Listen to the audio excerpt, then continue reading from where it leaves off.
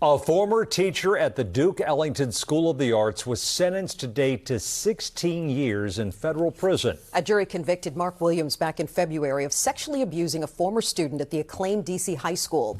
Investigative reporter Tracee Wilkins and the News 4 I-team were in the courtroom, and Tracee joins us now with the very latest. Yeah, Sean, we have been following this case for a very long time. No remorse. That's what D.C. Superior Court Judge Michael Ryan said about the former Ellington teacher before handing down the sentence. Mark Williams showed little emotion as he learned his fate.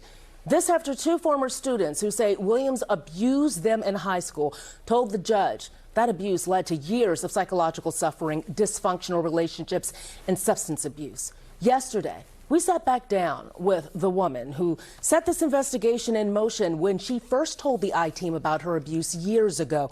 But for the first time today, she's sharing not only her identity, but the message she wants her former teacher to hear now.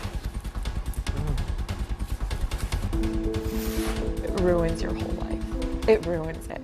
Nearly 5 years ago, this woman told the News 4 I-team the pain she suffered from being sexually abused by her high school teacher followed her for years. She wasn't ready to be identified then, but now. My name is Elizabeth. Now 38 years old. Elizabeth says when she was 16, Mark Williams, her former writing coach at Duke Ellington School of the Arts, lured her into a sexual relationship. He said, write about what you know. And he knew that I had sort of a deep desire to have a father figure, and that I came from a home where my parents were not present, because he'd asked about that.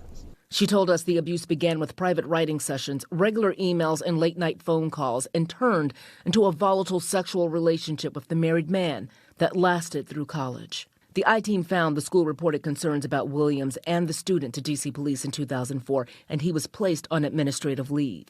She says her classmates blamed her. Everybody was just incredibly hostile because this was their favorite charismatic department head, and he was a really beloved teacher, and I was the reason he was gone. Williams did not face charges at the time, and the school did not terminate him. He returned to the classroom. I felt that this school really let me down in terms of not being helpful in any way. The I-team has requested comment from Ellington about these concerns, but has not received a response. As the I-team investigated Elizabeth's story years ago, we found allegations that another former student was abused by Williams too in 2014. When we reached out to that other student, she told us a similar story, that she was 17 and Williams was 47 when their private writing sessions led to sexual abuse on school property and off campus. Here's what she said back then. There was a point where I at the very beginning, when I had tried to stop it, because I had the sense that no, you're a father figure to me. You're someone who I look up to. After the I-team's investigation, both women filed criminal complaints against Williams, but prosecutors ultimately moved forward with the 2014 case, which was supported by hundreds of emails this woman and Williams exchanged.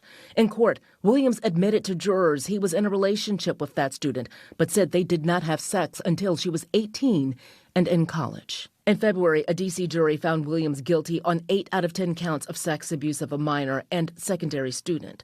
They were deadlocked on 2 other counts.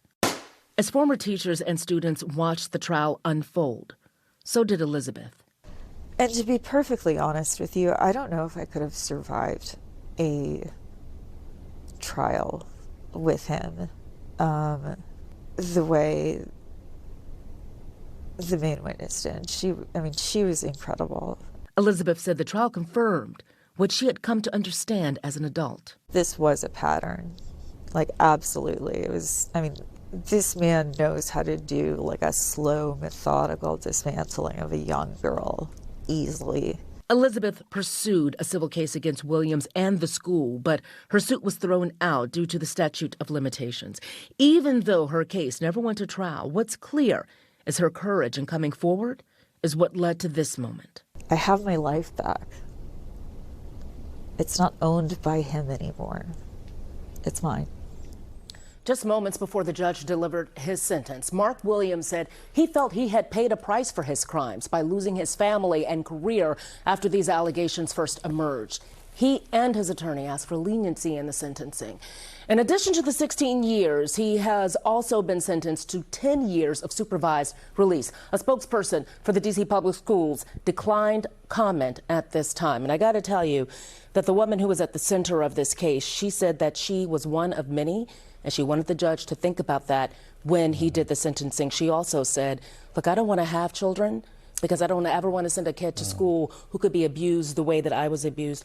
She also spoke about having alcohol dependency for a number of years. So did the other woman in this case. And both of them said that they were introduced to alcohol by Williams. Williams talked to the judge about his alcoholism and the issues with that, and they entered some medical documents showing as much. And I also should mention that, you know, it was the work of this I-team that helped to set this investigation in motion. And he mentioned us as he was talking to the judge, and he said, despite the News 4 I-team, I believe that Ellington was a great school that did great things for people in the city. And it just kind of played into what the judge said about him really not understanding remorse. Right. And his responsibility in all of this. So no remorse. And still, this many years later, no comment from Duke Ellington or the school system, which I find astonishing. I'm sure a lot of viewers do, too. Yeah, we have been reaching out and asking for comment. They were saying that at this time. Hopefully, we will be able to sit down with Ellington and really have a conversation about how they've improved this. We spoke with a board member who would like to see that happen as well. I hope so. How brave of those young ladies to come forward and share their stories to see this through. Great work, Tracee. Yes, absolutely. Thanks, Tracee.